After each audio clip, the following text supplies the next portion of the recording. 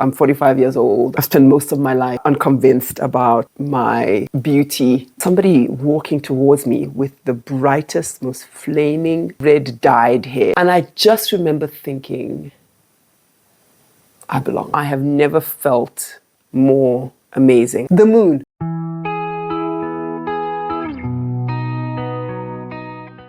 Hi, I am Yewande and welcome to Knitting the Blues. In today's episode, we're going to just do a knit and chat. It's a come as you are episode. I got the idea watching another podcast that I really enjoy called Yarn at the Barn. She says she's a horsey girl. That's how she introduces herself, I suppose. She owns horses and loves horses and rides them. And so anyway, her podcast is called Yarn at the Barn. But she did one of her recent podcasts was just her, talking to me, I suppose, as one of the people that watched the podcast. And it was really chilled. And I really liked it. You just get a chance to hang out with somebody. What a fascinating medium this is, this podcasting thing. It's been some time now, maybe a month or two since I started my podcast, and maybe that's one of the things we could talk about today. Okay, while it's knit and chat, so while I'm chatting, I will be knitting, and I hope maybe you're also knitting while you're listening. What am I working on? I'm working on a sweater. It's called the Jaden sweater. It's called Jaden, actually, and it's by Isabel Kramer.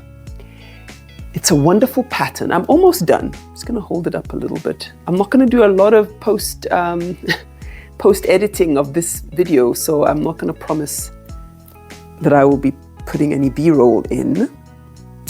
I think part of the joy of a knit and chat is that it's low tech, I don't know. That's the word. So what are you looking at? This is the Jaden. What's interesting about the Jaden? It's a raglan, and I found the raglan's amazing. And she had this interesting way of where you knit flat for a while, and then you join in the round for the neck. So that's how she did her short rows. I don't know if you know what I mean. So you knit this bit flat, and then you join in the round. And suddenly you see that, you've knit that extra piece, and that would normally have been short rows. So, and it's double moss stitch, or double seed stitch, which I love. And the raglan seam, that's the raglan seam right there, which is quite pleasant. And the sweater is, so that's the yoke. And then you knit that for some time, and then you divide it with sort of these two bars of garter. I think that is garter. Or would you call that reverse stockinette? I always get confused. But of that, and then it's just stockinette to the bottom before you do the ribbing.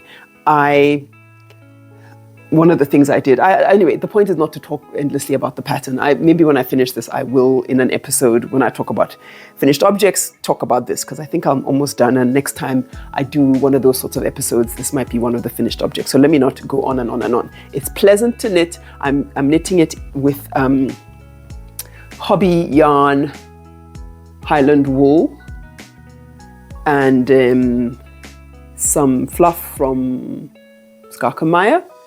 And I mean, the color is one of the joys of making this has been the color. It's beautiful color. And I'm knitting it on, I'm knitting the body on 4.5 millimeter needles. And I knit the ribbing is all in 4. Got a bit tangled here. I feel like you should see what I'm knitting, and I feel like the camera might be too high. I don't knit like this, I knit like this, and you can't see me knitting. So I'm going to change the angle a little bit. How's that? Is that a bit better? Excuse me, sneezing. One last thing I'm going to do is see if I can turn this. What a thing the filming is. My brother's a filmmaker. I don't know. That seems like an important detail, considering I'm spending so much time. Okay, so I think this is better, and you can actually see what I'm working, and I'm not just a talking head. Okay, so yeah.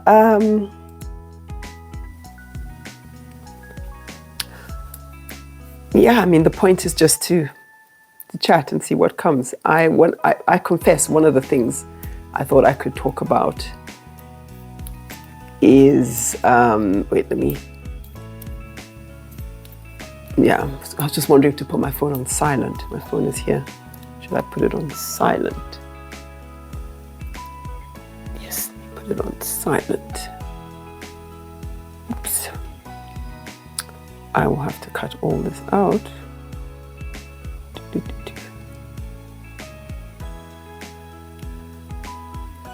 Silent.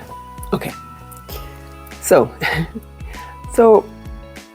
one of the things I thought I wanted to talk about is, just this podcast.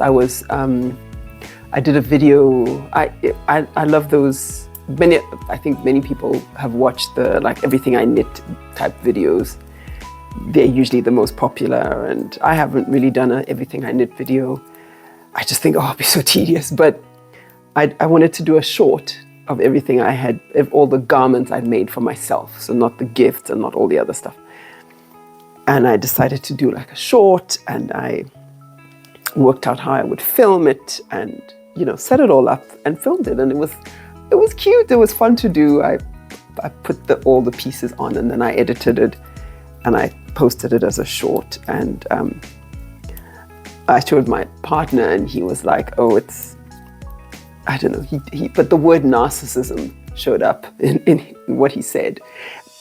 He's a joker, and humor is one of his things. So he was saying it in humor. It wasn't, he wasn't trying to be hurtful or say I'm a bad person. But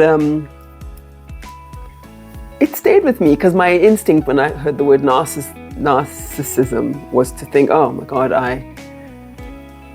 it's like this narcissistic project, I think he said something like that. A project in narcissism, and he sort of teased me, and I said to him, whatever, I was like, bullshit, I'm 45 years old, I've spent most of my life unconvinced about my beauty, not my talents and not my intelligence, but definitely about my beauty, particularly when I was much younger. And I never fit in. I was always too tall, I was always too dark, I was always too skinny, I was always too, wherever I was, there was just something. My family and I moved to South Africa in 1992. I was 12. And that experience was many things, but one of the things it was a real kind of rent in belonging, and I remember, being in primary school as a 12-year-old, a Nigerian 12-year-old, and at the time in South Africa in 1992, Mandela had been released, but the new dispensation had not come into being. That was 1994. So it was a precarious time, and my parents wanted to send us to good schools. So of course, in the apartheid system, the schooling was also part of that apartheid system. Coming in 1992, my parents looked, the schools had opened up just, and my parents looked and they put us in what was previously white schools. So I was going to school, there were progressive schools in the end, but I was going to school in places where I was a minority as a black person. And, I was laughed at. My hair was funny, my accent was definitely funny, but my hair was funny, my skin was funny. And I think of those first few years as a young, adolescent, I just retreated into myself.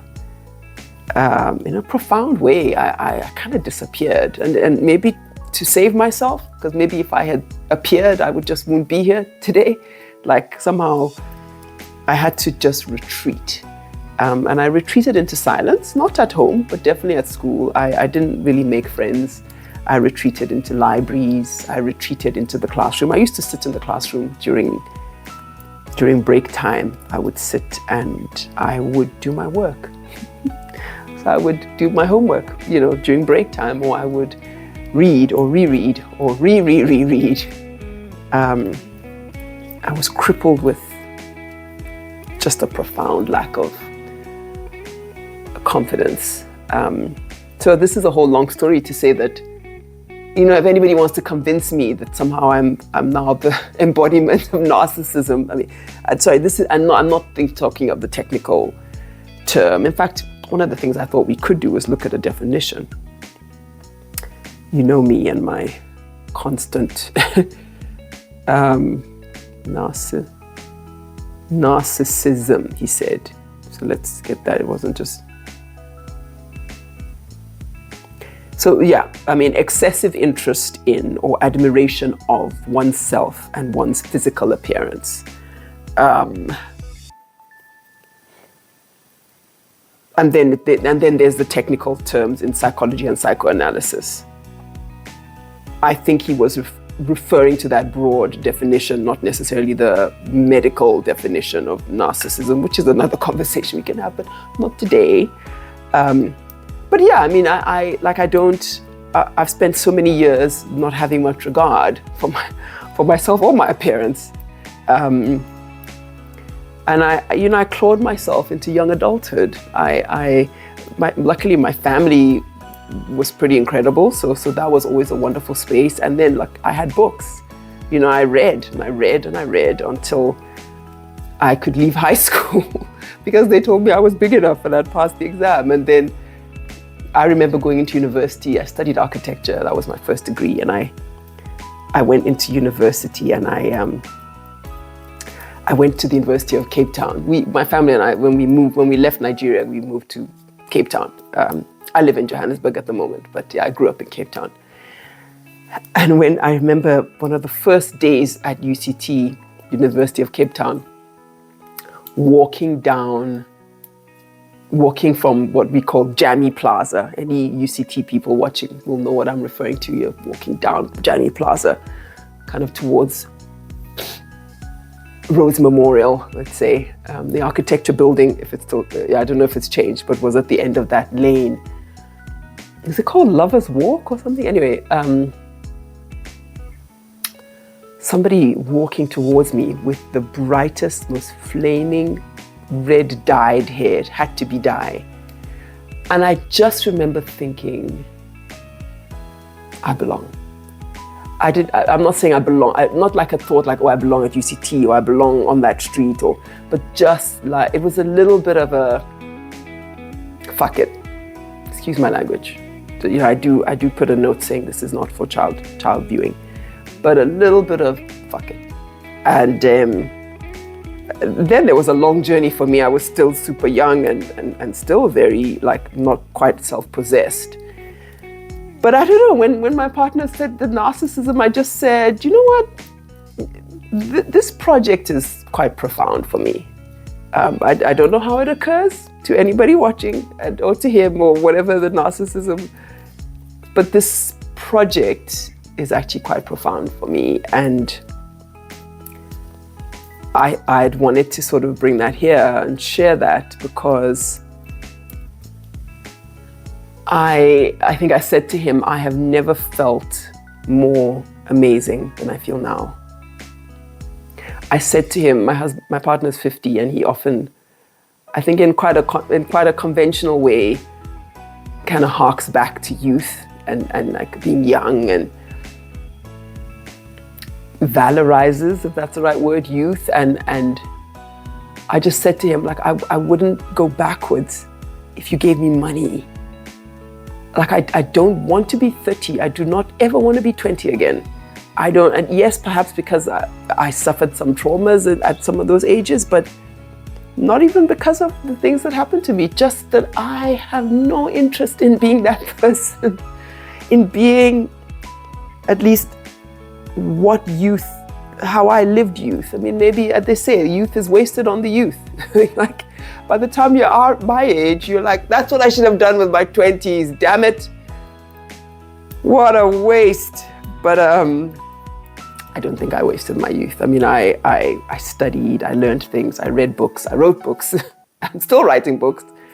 And I made friends and loved people. So I don't really have a big, oh, I wasted my youth story either. But I guess I'm just saying, I don't have any desire to go backwards. Like I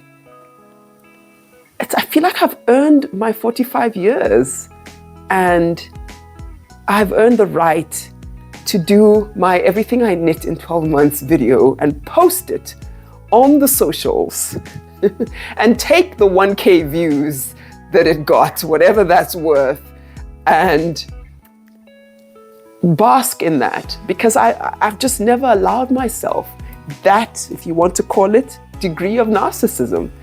And so if these are the years of narcissism, bring it on.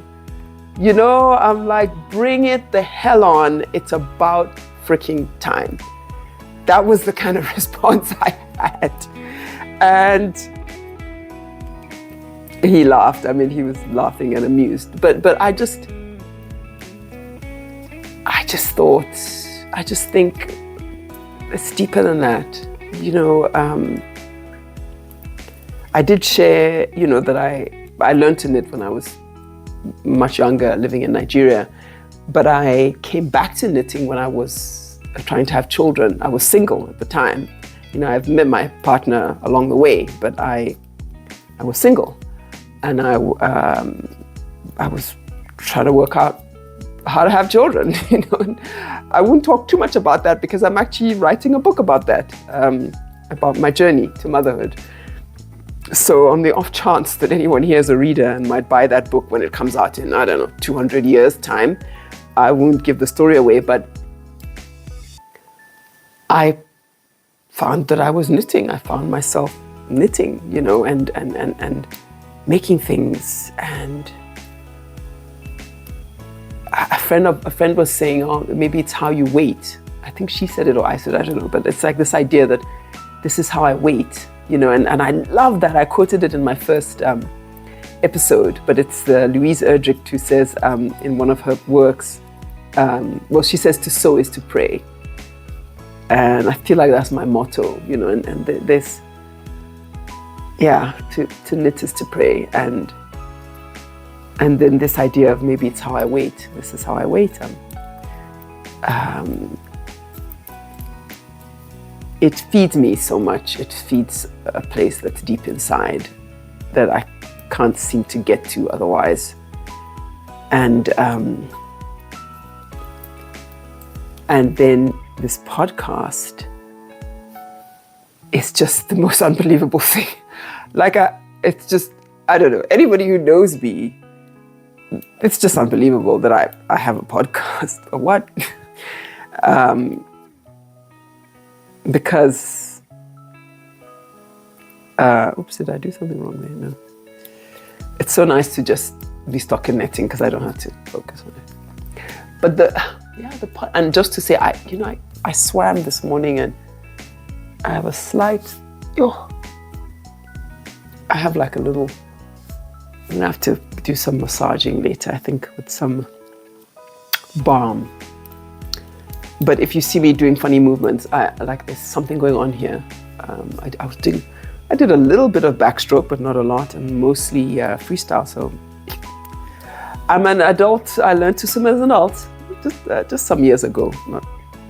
Just when my kids were starting to learn to swim, I was like, I'm gonna learn to swim, you know, so that they have a mom who swims as well. You know, and I learned to swim, and I just can't get enough of it now. So I keep going to the lessons, even though I know how to swim. Well, now I learned all the strokes, and now I'm learning to swim long distance.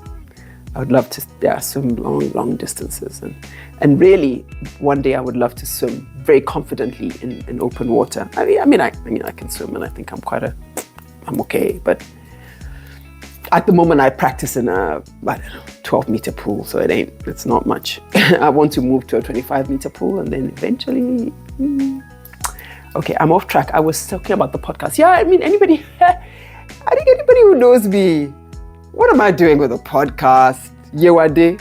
No, that's not a thing for me. But I'd watched so many of these and loved them, and I was just watching podcast after podcast and loving it, and then I guess I just, could I do a podcast? And then for a while on Instagram, I used to call it my imaginary podcast. I used to talk about it as my imaginary podcast. And my partner heard me, going on about this and took it upon himself to buy me all this gear. I mean, not like lots of gear, but just a very good phone with a great camera, because I think my normal phone is quite rubbish. And he bought me some good sound, which I hope is working now. And he bought me like a gimbal or whatever, gimbal. And that was it. I had a lighting thing from before. And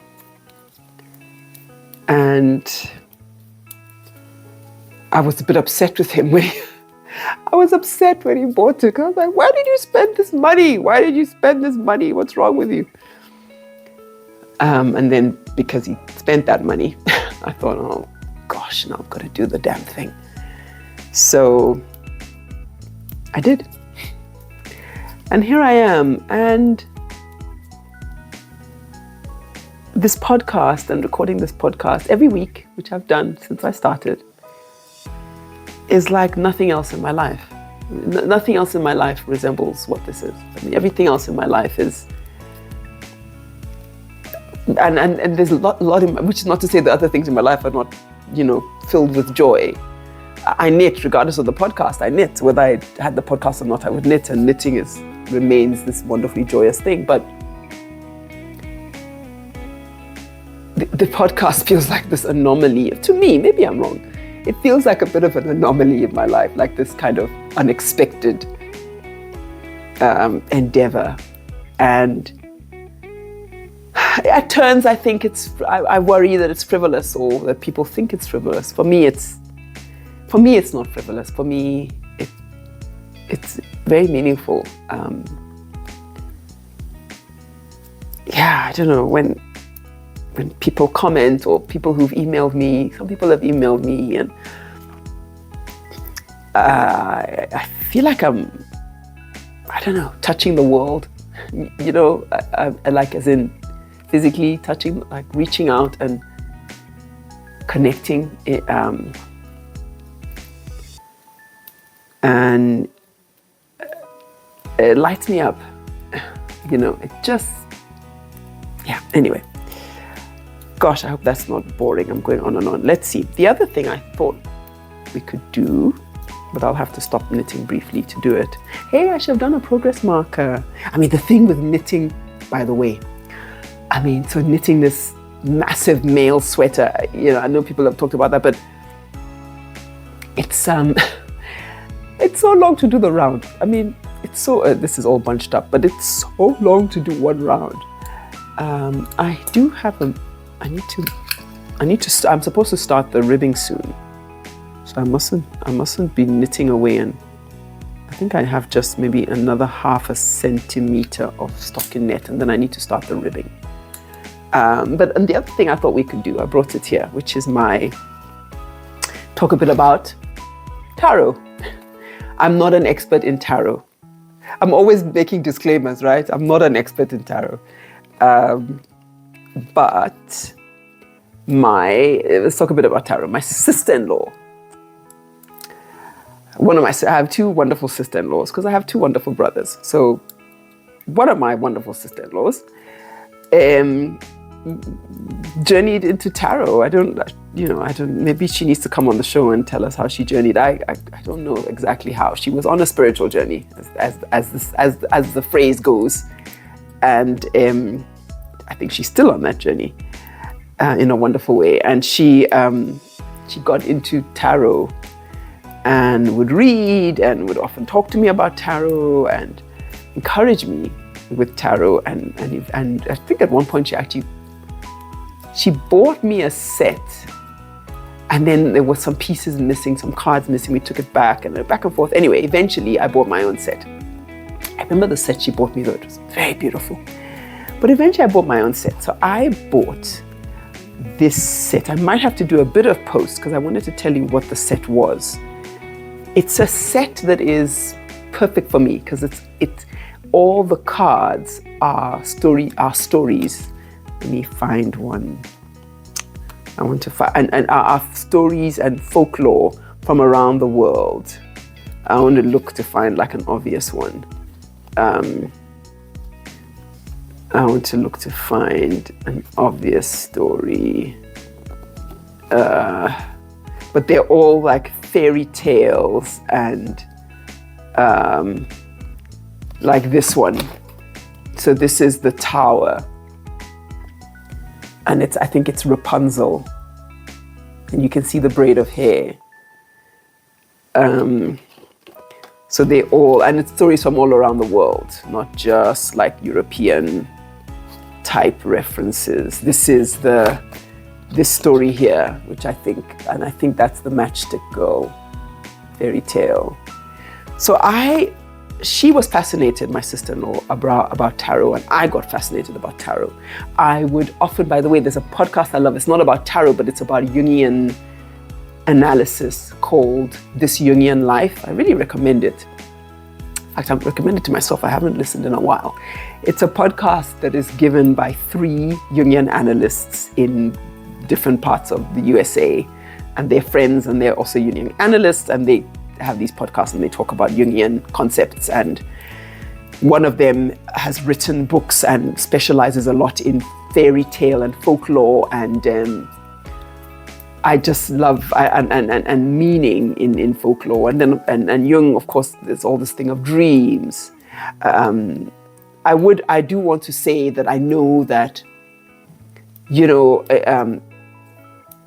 a lot of some of Jung's theories actually find their home in other philosophies that he himself borrowed from, and they don't often get the credit. I just want to say that. I'm not expert enough to go into more detail, but I have a friend of mine who's very skilled and knowledgeable about Jungian theories and often talks about that. So I just want to say that here.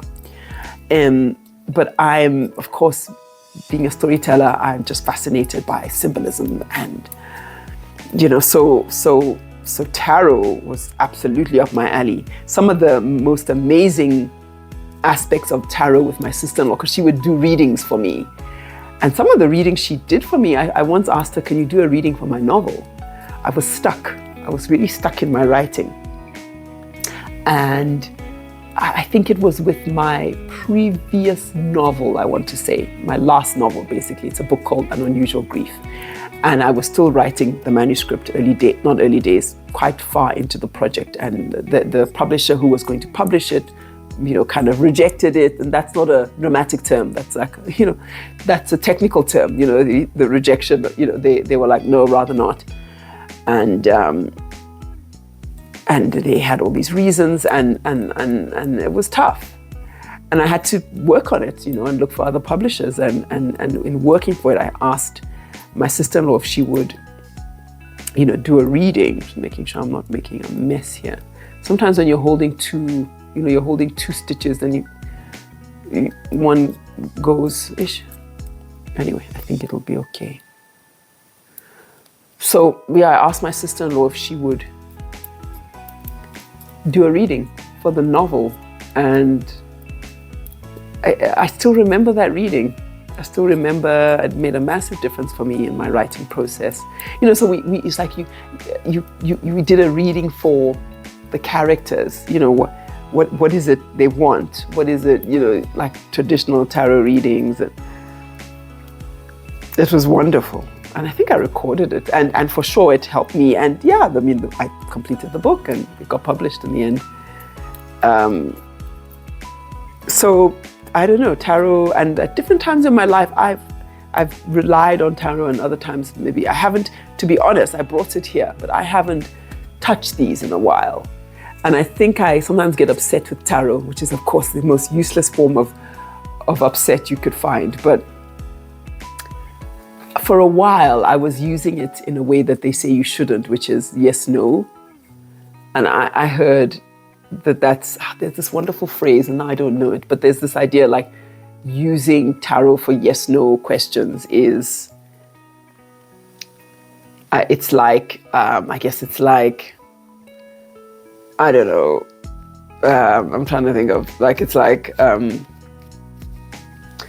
okay, this is a knitting podcast. It's like having Cardiff cashmere and, you know, using it to dry the dishes or something like that. So it's, you know, would it get the job done? Probably. But like, this is something that should be much more exalted. And it's so, but I had done that, and I think I'd been doing it for a while and thinking, oh yeah, this is so good and so accurate and it's giving me direction. And then I think because sometimes I would pull the card and asking for a yes, no. And then if I got a yes, I would go online and I would say, what does this mean? If I got a certain card, I would go online and I would say, is 5 of coins a yes or a no? And I realized that this is the thing with technology. Online, depending on what page you land on, 5 of coins is a yes and it's a no. So, and I was operating as if this was some definitive kind of Bible, which is wrong. I think I was just in a time of my life where I just needed that, and so I think when I discovered that and I realized that I'd in a way been misusing it and also treating it like some sort of predictive, like some sort of crystal ball, which is not what it is, I just was a bit broken by that realization. And so I just put the cards away. They're usually hanging by my work desk. They're always there, I can see them, but I just didn't reach for them. And I haven't reached for them maybe even like 6 months. And I don't know, I thought maybe I'll bring them out and bring them to this knit and chat about tarot, and maybe I'll pull some cards. I'm not good enough to know what each thing means the minute I see it. I love the images and I love trying to interpret myself, but I often end up going on to, my sister-in-law told me about Biddy Tarot. I don't know if anybody's familiar with, anybody who's into tarot knows Biddy Tarot, and that's apparently a very reputable kind of site to go to for explanations about the cards and so on. And I end up going there. I love, I agree that I was using tarot in a sort of magical thinking way, which I know a lot of people, you know, aren't into. I mean, my beliefs are varied. I won't go into them today, since this feels like a first date. But it was leaning towards magical thinking, when in fact, there's something very grounded about tarot, you know, versus being woo, woo, woo, woo. I love the way tarot gives, like, it gives you a framework, because if you don't pick your framework, something else will. There's always some framework at play through which you organize your thought and your actions and your reactions to what's in front of you. And either you consciously create that framework and generate the framework, or it gets generated for you and you're just, you know, you just have less agency. I don't know if I'm making any sense, but so tarot feels like the opportunity to generate a framework for a situation. Let's say my husband and I are having an argument. And I say, okay, come, let's pull some cards. And we think of what we want to pull. That might be past, present, future. It might be, and now I'm rusty. Plus I was never that good. So excuse me. I literally don't even know off by hand the typical pulls. Anybody listening probably knows much more than I do. But let's say we did a spread. And we are consciously and with agency setting up a framework for how we want to engage around our argument, our relationship, what might happen and what might not. That framework will contain images and symbolism that we would read and interpret, and we could make some decisions based on that. For me, that's not magical thinking. For me, that is saying, if we don't generate that, something else will be at play, of which we are not at the of which we have no real power in. I don't know if this makes any sense. I wish I'd prepped a bit more if I was going to talk about tarot, because then I would have read up a bit more about how to, but I'm fascinated by that aspect of tarot. That's just one aspect. I'm not saying that there aren't other aspects. That's just one aspect. Yeah. It's one of the things I'd love to read more and more up on and do a course in. I mean, I wonder what are all the courses that always get advertised in the knitting podcast, that group. It's not like a creative endeavor, but as in like when I say it's not a creative endeavor, I think it is a creative endeavor, but I mean it's not knitting, it's not crocheting, it's not basket weaving. But I wonder if like you could do a Udemy course on tarot. Hey, I'm doing some French on Udemy. Maybe I can do some tarot on Udemy. But I want to pull it back into my life a little bit. But I think I need the skills to do so. I think without the skills, I don't know how to put it. I'm not getting the amount of benefits I could with something that I think is quite profound. But let's see, should I shuffle and pull a card? This is so insane. I don't know if is this insane? Is this the most insane knit and chat you've ever come to? That, if it is, I'll take that. I will take that as an accolade, and I will wear it on my chest with pride. Let's see. I'm not very good at shuffling either, you would notice. I love the idea that, that you're touching it and you're shuffling it and getting to know it. And it's getting to know you. There's also that thing of when the cards pop out. You see, I don't have enough, because there's like, if cards are popping out, you should read the cards and mean something. Okay, so I don't have any question or anything. I'm not brave enough to have a question on a knit and chat, but I'm simply going to pull, and then I'm going to have to go into my phone when I pull to read what it says, because I don't. Well, we look at it together initially. How's that? Before I read, because maybe we'll interpret something. Okay, boom. So that's it. I'm just gonna pull. I'm just gonna cut the cards basically. It's down on the bed here. Oh, here. No, you can't see it anyway. Just gonna cut the card somewhere and pull. And I pull like this. The moon.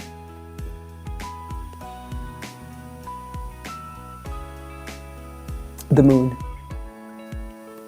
Wow. The moon. A couple of things come to mind with the moon. I'm going to put it here so I can knit while I talk about it. The moon. So one of the things is we've just had a red moon. I don't even know all the details of what that was. But on this hemisphere, this side of the world, we had this red moon. I didn't see it on the day itself. You had to go down at 10 p.m. I was probably fast asleep. I was so exhausted. But the next day, it wasn't as red as the actual event, but I could see that something had happened. I might do something in post and put a little note about what the significance of the red moon. It's a full moon, this moon, and there's a figure with long hair looking up at the moon on a bridge that crosses the river. And the river is reflected the moon is reflected in the river. And there are two what look like raccoons on either side of the bridge, and one is looking up at the moon in the sky, and one is looking up down at the moon in the water. I love the images. My goodness, do I love the images on this thing. Let me just check my... I'm also measuring. You know how you go past. I don't want to go past. I think I'm there. I'm gonna do one more round and then I'm gonna start my ribbing. Ooh, finally. I need to do one more round because I'm not gonna think back. Oh, hell no. And anyway, there's nothing to, it's just here. I'm gonna come back to my beginning of round. Wow, the moon. I think feminine energy. I think cycles. I think beginnings and endings. I think power. I feel like this card is also about illusion. I don't know, because of the reflection in the water and which is real and which isn't, something like that. Okay, let's have a look. Let me see. I'm going to go to Biddy Tarot. I should have opened it up already, but not the most organized.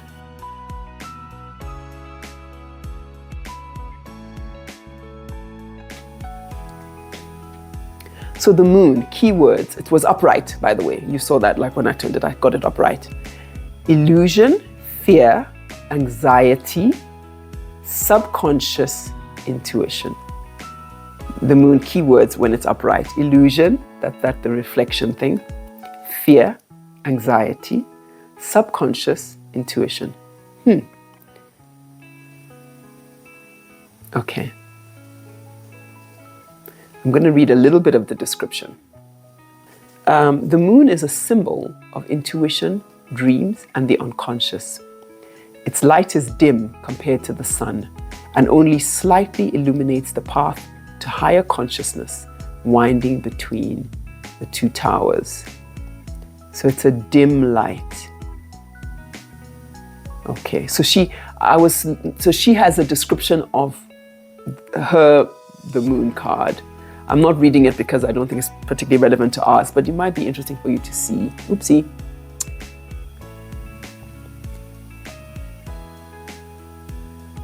You know, that could be interesting because it's the two animals, there's water, there's reflection. Okay, anyway, let's have a look at what she says down here. The moon upright. The moon represents your fears and illusions and often comes out when you are projecting fear into your present and your future based on your past experiences. You may have a painful memory that caused emotional distress, and rather than dealing with the emotions, you push them down deep into your subconscious. Now, these emotions are making a reappearance, and you may find yourself under their influence on a conscious or subconscious level. For example, if you had a car accident when you were young but didn't deal with the emotions, you may get sad or anxious every time you get into the back seat of a car. To remedy this, connect with your subconscious mind and release any fears or anxieties holding you back. Hypnosis, therapy, and shamanic healing can support this process. The moon can indicate a time of uncertainty and illusion, when nothing is what it seems. Be careful of making fast decisions when the moon appears, because you may later realize you only had half the information you needed. You need to listen to and trust your intuition so you can see beyond what is in front of you. Feel into situations rather than thinking what they mean. Let go of your conscious mental blocks or negative self-talk and allow your intuition to guide you. Your dreams, intuitions, and inner guidance lead you forward toward higher levels of understanding if you listen and use your judgment to help interpret the messages of the subconscious. When the moon card appears in your tarot reading, pay close attention to the lunar cycles and attune to its divine power using ritual, visualization, or tarot readings. connect with the divine feminine, and uncover deep intuitive insights and visions of what lies beyond everyday life. On the new moon, set your intentions and plant the seeds of opportunity so they can grow. And on the full moon, honor your achievements and look at what you need to release so that new aspects of yourself can shine. I love that. I love that. What is that? Yeah, what does that? It's kind of deep. Fears, anxiety. That's deep. Okay. Okay.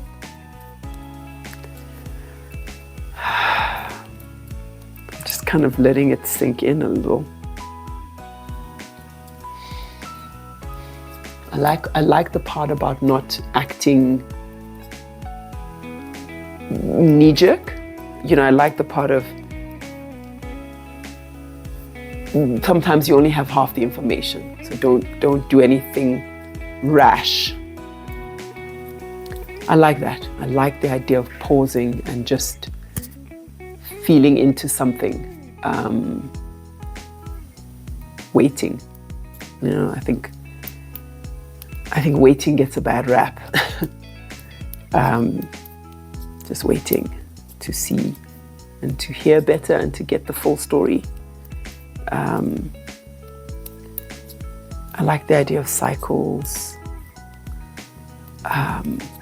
feminine energy and power, rituals. Maybe I should do a reading. I should reach out to my sister-in-law. She offers readings, by the way. She's based in the LA region, but she offers readings, I think, all over the world. And amongst other things.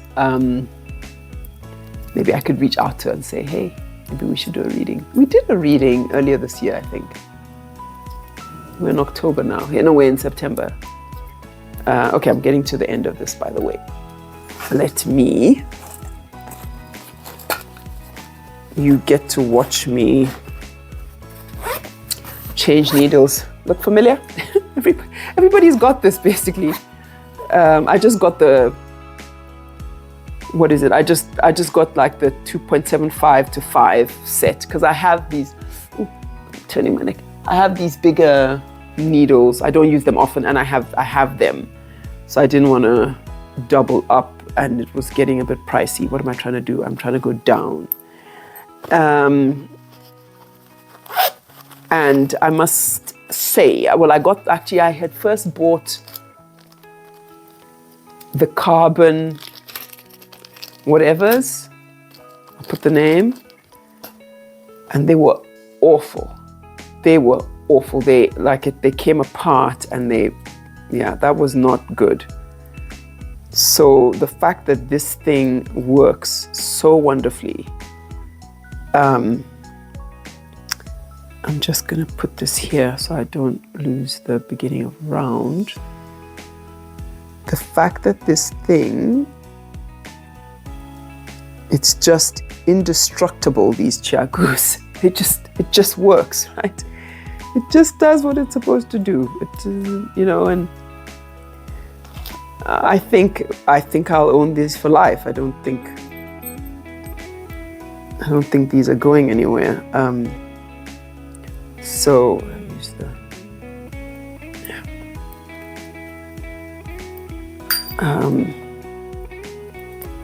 it's convenient. And actually I for a long time I was just using those. My neck is really, I was using, that, and then I did when I started doing bigger projects one day, the cord came out, I guess, it was cheapy, it wasn't particularly expensive, but I'd been using that happily up till then. It never happened, and I lost all these stitches, and it was so distressing. Everybody knows how distressing it is when you're losing stitches, and I just thought, no. No. Let me make sure I'm putting the right one back on. I just thought, no, I can't. I need better. I need better. I'm doing bigger projects. I'm knitting a lot. It really matters to me. Let me invest in this thing and let me just get some tools. So I invested and I don't have any regrets. I'm not saying everyone should do it, and I'm not saying do it immediately. I'd been knitting for a while. But yeah, if you were going to do it, I'd recommend this. Let me put this back on 4.5s. There, ready for my ribbing. I love ribbing, as I know I keep going on about ribbing, don't I? Am I being annoying? I just think it's wonderful. Okay, so, and I don't think there's anything to do but simply to knit and to purl. I don't think there was any special thing to do. Okay, and we're off. So, what else did I want to talk about? I've probably nattered on long enough. I think I'll go up till the hour or so and then say bye for now and then see how this was and whether it was I made a fool of myself. Maybe I'll spend the last few minutes saying thank you. Itchy eye. I think it's the weather. I think it's like the spring. I've got a bit of allergy going on. But yeah, considering how meaningful this is to me, this is nothing without a community of people watching and participating. And I guess I want to say a heartfelt thank you.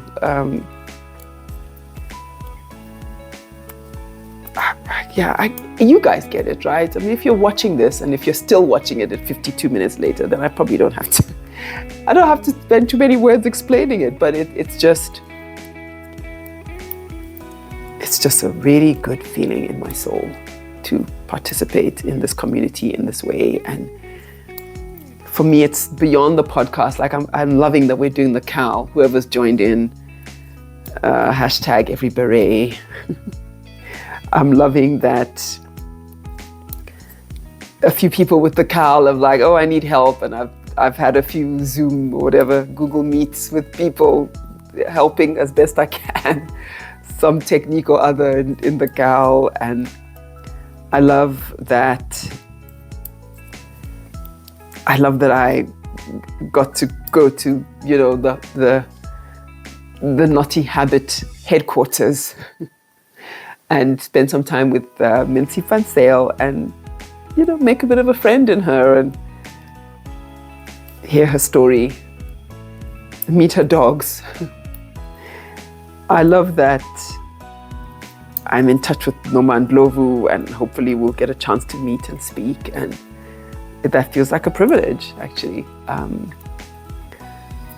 I love, I just love it. I just love it. I worry that I won't always have time because life is busy and it feels like it's about to get busier. I have some busy weeks coming ahead in terms of my work, and I'm doing a lot of traveling for work in the next month and a half. Maybe I have like 3 in the next, let's say this is what, October, November. So October, November.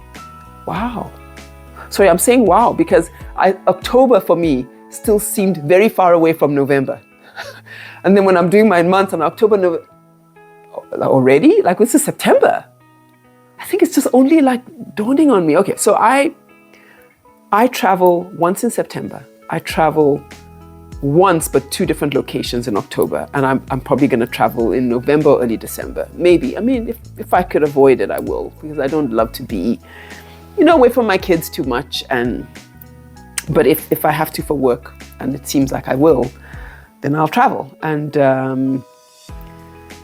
there's a lot of interesting work and exciting work, but there's a lot of work coming and it's getting busier. And so I'm like, I don't want my podcast to suffer. I've loved being able to do this on a weekly basis. Maybe I would have to do it every 10 days or every 2 weeks. Every month seems just way too long. It seems way too long. Let's see. It's about going with the flow, right? Not making rash decisions. Tapping into feminine energy. Observing rituals. Yeah. And for me, a big part of it is about, there's a lot that's tough in the world. I think we all know that. All the time, there's a lot that's tough in the world, and all through history, there's a lot that's tough in the world, and including and especially in this moment in history, there's a lot that's tough in the world. And the knitting for me is, it's a quiet space. It's not pristine. Like, I don't think of it as this pristine thing that has to be kept separate from the hard things in the world. But it is a way to navigate. You know, it's a way to navigate. It's a way to participate. It's not a way to exclude myself from participating.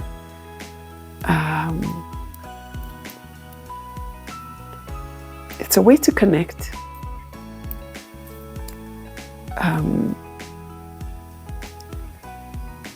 And it's a way to process. So I say thank you for participating with me. I hope it feels like you're participating. To me, it does. I say go well. I say all the best with whatever project you've been working on and might continue to work on. If you feel like telling me, in the comments, please do. If you feel like emailing me, please do. If you haven't joined the CAL, join the CAL. It's for the month of September. Although I'm like, what if, I don't know, every quarter we do an every beret knit along or something like that. There's just something about, I did that little video about the history of the beret, and it's such a simple object in many ways, but a beautiful one. And I will be posting a little bit about how my beret is going. I won't do it now. I mean, I could do it now, but can I do it now? Oh gosh. Should I do it now? I mean, it's right here, so I'll do again, but I don't know if the light is good. It's good for this, but this is I washed my hair. I don't know if I want to mess it up. It's obviously not done. But how's that, guys? I started striping. So I've started striping and I'm loving it. I'll continue striping. I'm striping as equally as possible, as far as I can tell. Well, I mean, this was this long bit, then I decided to start striping. So from when I decide, I will. And it's time to do decreases. Actually, no, I decided, okay, yeah, that's what I decided. I am now going to do decreases all in this. This is a Cowgirl Blues wool, which I'm holding with a Naughty Habit. And these are blends. And I had about this much left, but I don't think I need it. I think I'll just finish off with this. Because I'm gonna put the stitch markers, do the decreases, and finish off. And then maybe I'll knit another one, because I mean, we're only in mid-September, and the CAL goes all the way to the end of September. I could knit another one. So you can still join. You can still join. Okay? I'll do a bit more of a detailed post on this separately. Not like a video, I don't think, but I'll post on Instagram about my progress, and I'll invite other people in the make along to post as well, and I'll post on Ravelry and just have a posting season. But for now, I'll say bye. I'll say thanks so much. Thanks for sitting with me, and take care. I wanted to the moon.